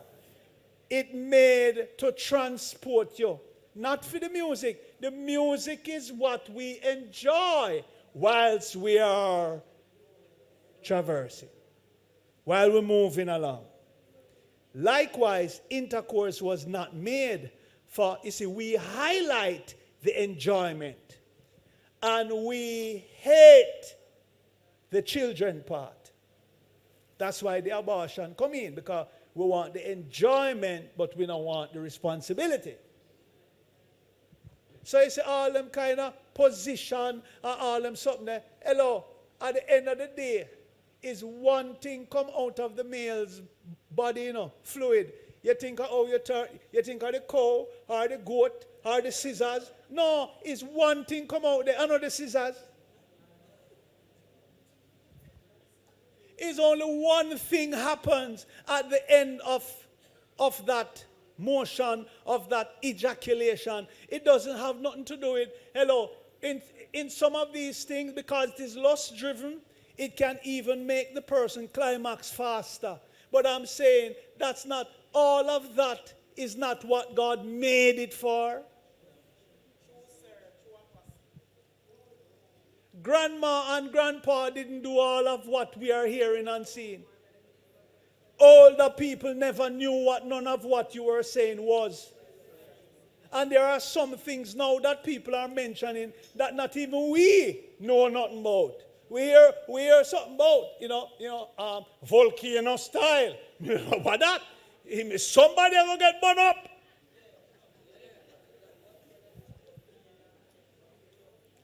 And the world will continue to invent things that cause destruction. There's another question. Let's just do this quickly. We just want to button up this. So at the end of this, if you have all the opportunity to ask your questions, range from A to Z. We talk about concubinage. We talk about people who earn more than who. You plan together. It two becomes one. You share. You talk about things. Get the selfishness out of your relationship. And some might ask, how do I build back now because I'm hurt? Remember, repent. Remember now, you're going to have to forgive. One of the ways that would help you, pray for the person. Good prayer. Ask God to heal your wounds, heal your emotions, because some people are damaged emotionally. And there are some instances where I will say to folks, go to the person and apologize. You're not doing it for them, you're doing it for you. You need to be free from the hurt. And sometimes, how you're free is, the Bible says, confess your faults one to another, and then pray one for another that you might be healed. So if you can't go face to face, then you can make a phone call. You can say, I'm really sorry that this relationship didn't work. I really didn't want that. I might have offended you. Maybe if you're a female, you could say, I did not play a role as the wife, maybe as I ought to, and it has led us down this road. I'm sorry, I'm learning. I'm still learning. you know, I really got married to you because I wanted the relationship to work. However, the breakdown came in whatever way, I'm sorry. I'll continue to pray for you. If them say, go on, you can't for boy you pray about. No, no, no, you is not for them, you know. It's for you. Okay? If they will hear you out, then you say it, and then you say, I wish you all the best. Because, listen, let us face it. You and this person had some good times. And whatever the situation that caused the separation, I'm saying, be kind about it. Never let it put you in a position where you can't pass the person, especially if you have kids involved and you can't say hello. And of course, the Bible says, if possible, live peaceable with all men. In some case, you may can't do that because the person is violent, is ugly, is awful. In that case, don't go in their space. But you can pray in your quiet space for the individual. And if you have to communicate with the individual, maybe because of a child or some payments or whatever, you don't have to be bitter about it, but you just be peaceful about it. Say, good morning, I'm leaving this envelope for Mr. Green and stuff like that. Or you call his phone and said, hello, is this Carl or Green? You know, he used to call whatever. And you said, you know, I just want to let you know that so and so. Be civil to each other, okay? And that's how you're going to move on easier when you behave more civilized with each other. Don't let the separation put you into unforgiveness and bitterness. It cuts you off from God. It robs your money. It troubles your children. It's not worth it. If the person has to go or you have to go, start over. Plan to start over. God will help you. Submit it to God. Ask Him to heal your wounds. Take the teachings that you have learned, go over them and trust God. God will send better your way. Amen. He will send better. Hallelujah. Is there another one? Yes? Okay. Yes, quickly. Good night. There are two questions that I would like to ask. Yes. One, if a married couple, decides not to have children, yes, will they go to hell? Is it a sin? And the second question is, I heard you talk about the concubinage spirit. Is it the same spirit that they call the spirit spouse?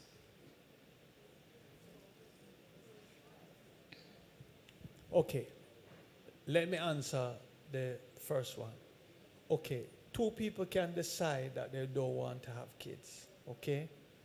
You won't go to hell if you don't want kids. But the Bible gives, or God gives humans, male and female, a lot, a womb to have out your appointed lots. So God's intention always was family. So when you come together, you have an option to have a family. He says it brings joy to a relationship. However, you have some couples who come together who for some reason or the other can't have kids or don't want kids. Now, that's your choice or your right to choose. When it becomes a problem is if you kill them when you get pregnant. So you have to find a way not to get pregnant if you just want to have sex. But I'm saying if you have sex, then abort them, you get in trouble with God. Because that is still murder. Your next question now. Concubinage is when a man and a woman lives together doing all the things that a married couple would do. You wash for him, cook for him, you're nice to him, sleeping on the same bed. but you are not promoted to a wife. So you're doing all the wifely duties. He's doing all the husbandly duties, but he never reward you in marriage. So a spirit comes in now, and that spirit that comes in, what it does usually is it forces that man to have other women. It forced that man to delay marrying the one at his house because he don't have her in a bag already then. So he don't have her pot. So if he is getting everything that a wife would give a husband, why would he want to walk the aisle? So that spirit now forces him to keep saying, next year, next year. Me soon do it, man. Hey, are you the one, you know? Hey, they don't know that already, man. Are you the one? And he must say that for 5 years, and you never get married. Because that spirit of concubinage is designed to let you be a concubine. That means the longer you're in that situation, you could find if this not break, you'll never get married. Every time if you even go close to getting married, it won't last. You're going to be divorced shortly. Because that's what the spirit of concubinage says. It says you must be a concubine. Solomon had 700 wives, 300 concubines. The concubines remained, most of them, concubines. No man wanted them because they belonged to another man. They were concubines. So they were overnighters. Men sleep with them and them overnight and whatever, and they remained those type of women. So they were harder to get married than the other women who didn't allow that to happen. I trust I answered you well. So if you call it spirit wife or spirit husband, people call it different things, but it's not real husband, but it's a spirit that takes over. So you wouldn't be wrong if you said spirit wife and spirit husband. You're really not physically married, but you are, it's like a spirit that comes in and take you over to make you feel like you're married. Okay. So you're really secular for less. Good? Yes, thank you. Thank you too. Yes. Good night, everyone. It's not a question, it's to add to what you were saying earlier. Because I hear a lot of people asking about the various sex positions. Right. So I listen to certain programs, so I am aware of what is going on in the world. You have different categories of people. You have those who genuinely want to hear what you have to say, those who don't care, and those who, when they hear what you're saying, they think you're kink shaming. Right? Kink shaming. So Kink shaming? right. Okay. Right. Okay. Yeah. What's that? Like the freaky things in the bedroom, right? So you must basically tell them what to do, them to do what they want to do. So them can jump off of the roof, whatever. Okay. Right. So I hear people asking about the scissors position, the core position, and all of that. I remember you teaching us some years ago what is permitted. And it's in Songs of Solomon 7, right? Where the man can deal with the breasts, the feet, the fingering, and what is legal. So I'm saying for those who are online, because I'm mostly addressing those online, if you're really interested in changing, you can read Songs of Solomon 7, and that's all I have to say. Thank you very much. Thank you very much. So, one, remember, intercourse was designed for face-to-face. So one has to lie on top of the other. The spiritual part of it is you never feel the weight of the person who is on top. That's the spiritual part. That's face-to-face. Anything else that is not face-to-face kind of give a little challenge. You have to ensure that you're not drifting off into lust or something that will invite spirits into your life. Okay? God did not design intercourse to be idolatry. He did not design it to be in lust. He designed it for love. Not lust, love. So a man shouldn't pressure his wife every night. you could find that that is lust and not necessarily love. Hallelujah, Sita now. That's the reality, because especially if she's not wanting that, then it's seen now as selfish. Means then she really can't manage the every night, but you want to do it every night. So what you're doing is killing your relationship. You're taking the love out of it and introduce lust and selfishness into it. So what you could find is you're training your wife or your spouse to block you out, or she no longer enjoys this because it's now too much for her. So it's now become a weight to her, a problem to her. And that's not good if you bring that in your relationship.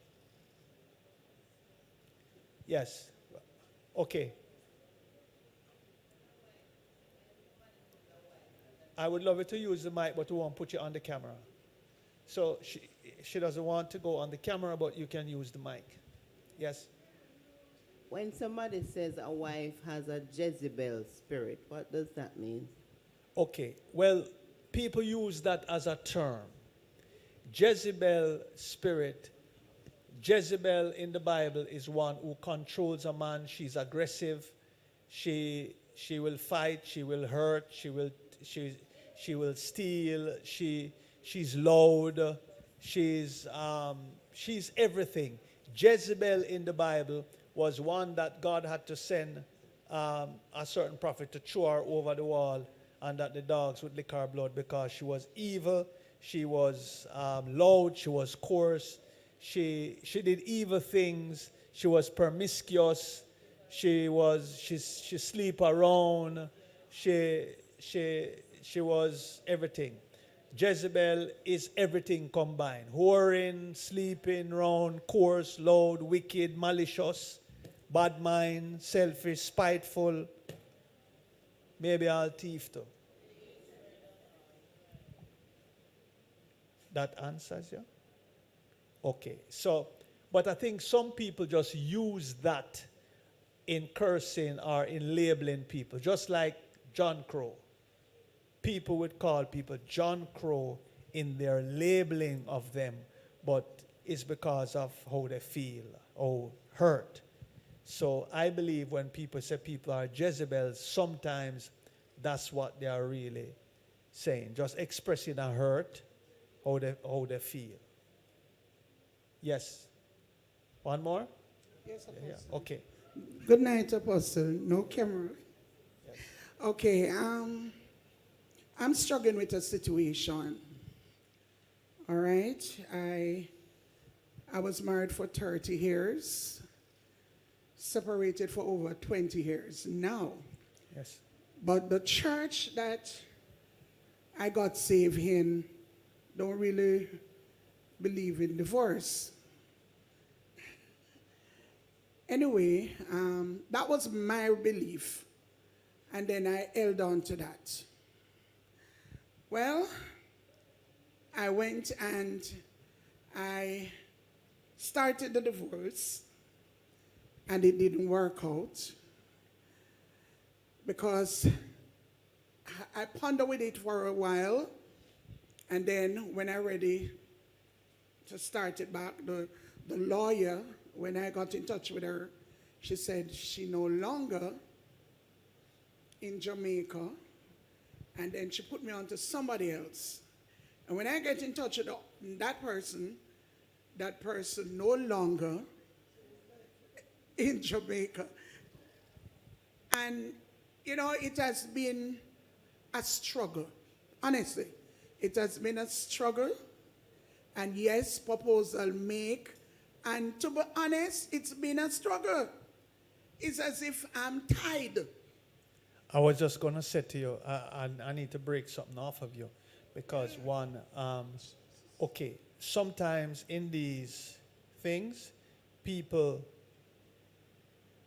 spook people meaning that there are some spiritual things attached to it, that people will say things or pay money that you will never marry again. That's part of how they do their thing. So you'll find that every time you try to divorce or try to move on, you can't move on. But tonight is your night. Do you want to be free? Okay. Father, in the name of Jesus, I take authority over that spirit and I break it from her life in Jesus' name. Christ has redeemed you from every curse of the law. I reverse every curse assigned over your life and your destiny. I break your power, Satan, in the name of Jesus. Whom the Son sets free is free indeed. Let that weight be lifted off your shoulder. Let that evil spirit that lurks to destroy your future, your life, your finances, break in Jesus' name. Father, I thank you now for your joy, for your peace, and for favor. Woman, you're free. Whom the Son sets free is free indeed. This time around, it will get easier. The next person you approach, your thing will wrap up speedily. Watch God. You're free, woman. You're free to do what God has called you to do. You're a free woman. Live again if you choose to. Be happy again if you choose to. Love again if you choose to. And God's favor is upon your life in Jesus' name. We send that back from whence it came in Jesus' name. Come on, give God praise for her. Oh, hallelujah. Hallelujah. Give God praise for her. That thing lift off your mama. I see it lift off you. Hallelujah. That thing can't stand in the presence of God. You're free. This time around, it's going to get easier. Glory to God in heaven. Nobody put you under no bondage for so much years and want to trap you. Hallelujah. And keep you bound. Hallelujah. You're loosed and set free. And so I want to say this because sometimes some churches, spiritual places, put people under bondage. Because sometimes when folks says you can't remarry, these are words that they are speaking over your life. And if you remain in those spaces where people are hurling these negative words, then how are you going to go forward?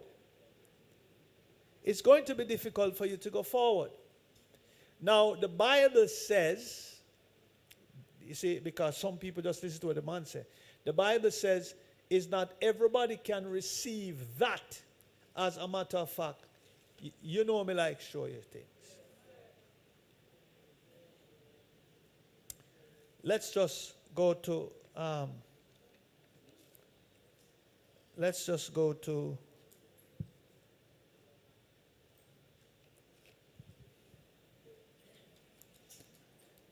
where did I write this? Corinthians.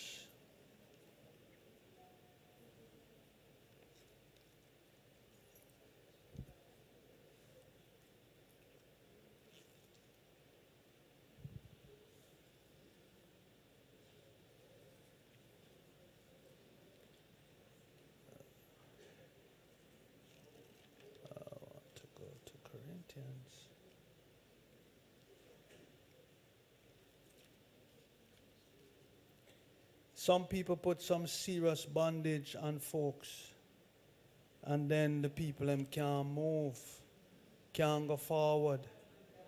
And then now you wonder how you can't move forward in a life. Glory to God in heaven. But in the name of Jesus, whom the Son set free is free. I soon find it there, sister. I have so much notes here, so. Hallelujah.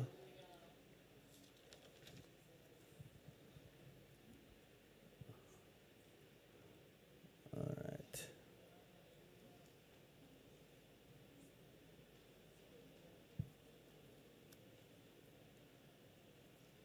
All right. Let us look at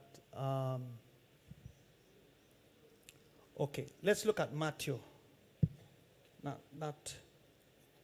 Not Corinthians, but Matthew. Let us look at Matthew 19. Matthew 19, let's just read from verse 3 to 11. Who can read up fast for me? Fast. Let's do this quick. Verse 3. And the Pharisees came to him and put him to the test by asking, is it lawful and right to dismiss and repudiate and divorce one's wife for any and every cause? Verse 4. He replied, have you never read that he who made them from the beginning made them male and female? Verse 5. And said, for this reason a man shall leave his father and mother and shall be united firmly, joined inseparably to his wife, and the two shall become one flesh. I remember we read to you how the woman should treat the man and the man treat the woman. Okay, read now. Verse 6. So they are no longer two, but one flesh. What therefore God has joined together, let not man put asunder or separate. Right. So we're clear. We understand what God has joined now, right? Or the woman treat the man, or the man must treat the woman. Keep going now. Verse 7. They said to him, why then did Moses command us to give a certificate of divorce and thus to dismiss and repudiate a wife? Verse 8. He said to them, because of the hardness, stubbornness, and perversity of your hearts. Now, once this exists in life, you're going to always have divorce. Because this is happening in people's life. Read the rest now. Read. Moses permitted you to dismiss and repudiate and divorce your wives. But from the beginning, it has not been so ordained. Because in the beginning, man never cursed woman, woman never cursed man. You understand? God never ordained that. So as far back as you check the scrolls, as far back as you can go, Sarah used to call Abraham Lord. She never fight him. She never backchat him. It was not something that women do. Okay? So that was not how it was ordained like no, the backchat and the cuss and the quarrel. Okay, read now.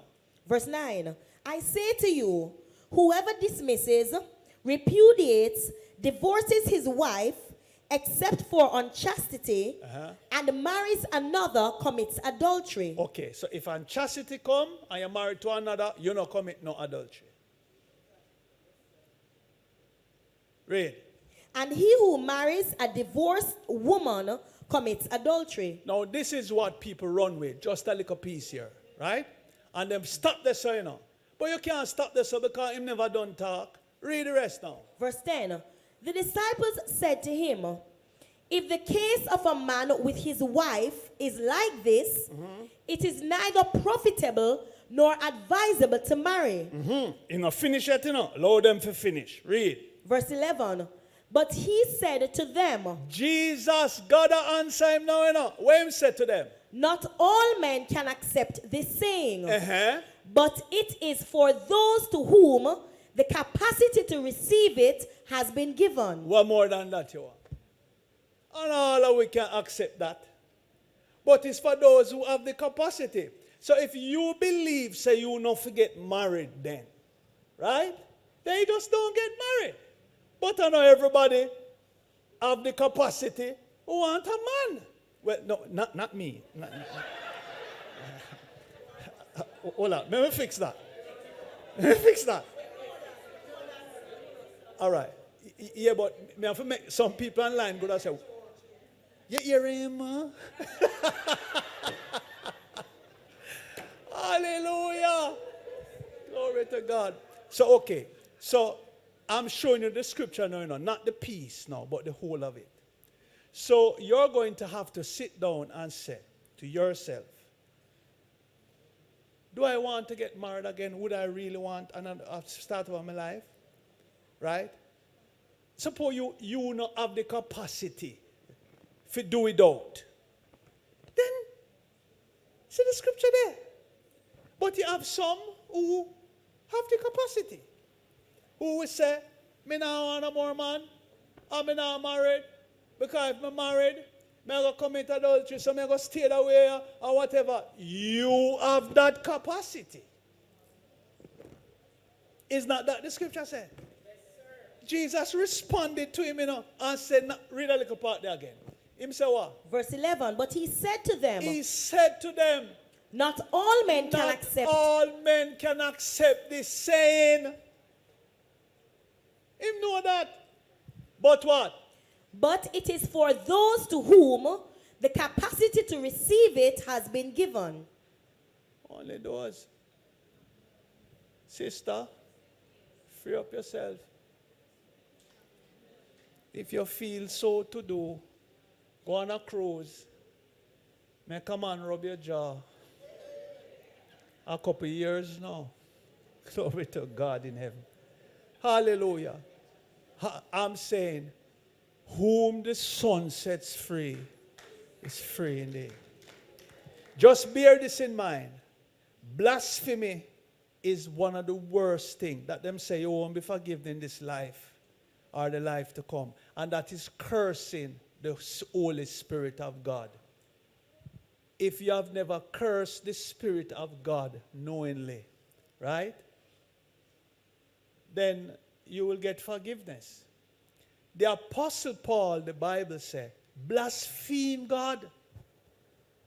And him gone to heaven. Him repent. And God use him. Here why? Him said him did it in lack of knowledge.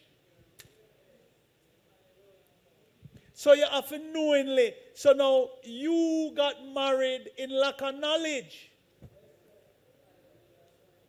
You joined together with a woman or a man in limited knowledge or information. They think God is going to say, oh, watch me, No. The problem is when you have the information now that God gives you and you trample upon it are two different things. But you lacked information. God is bringing the information now. Fresh up. Start over. How are you, say, sister? And now you feel look good. Hallelujah. And is now you're going to serve God now and make the man feel like king now. Because now you're going to know to honor him, revere him, and treat him good. And him have to know now. Say you are him queen. So him have to build upon you and fix you up. Nail have to do. You have to look good.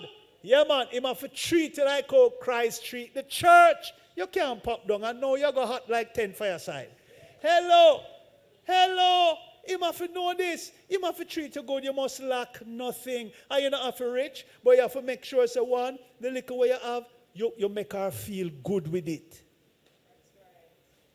You have to start from somewhere and build on each other. That's how it works, little by little.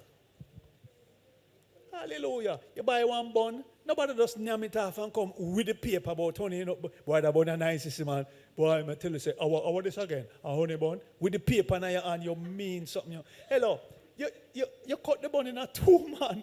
And you go home and you say, honey, me buy a bun, it's a piece, yeah? And me and you sit down and eat the thing, man. We don't have plenty of money, but we share little things. Eh? If him couldn't buy a piece of cheese with it. White off of a bun? Okay. Well, because, people enjoy, pastry. Hallelujah. Okay. Well, we'll stop here if there's no more questions. We'll stop here. I trust that you receive something. Come on, give the Lord a clap offering. I hope that your lives will be better and that what we have taught have helped you in whatever way to be stronger, to be better. God loves you. God forgives you. You need to forgive yourself, forgive the spouse if there are issues, and trust God to rebuild your life. God loves you. God has not given up on you. And you can marry again. You can love again. You can be free again. Give God praise. Now, females, you will know a better standard now. And if the man don't know, you're able to tell him now, help him now as to how to treat you. Because he may not go to your church, he may not know how Christ treat the church, but with the knowledge that you have, when you go for lunch or go out, this is what we need to talk about, you know, what you would like, what the Bible say, what, you know, your expectations. Talk about these things, okay?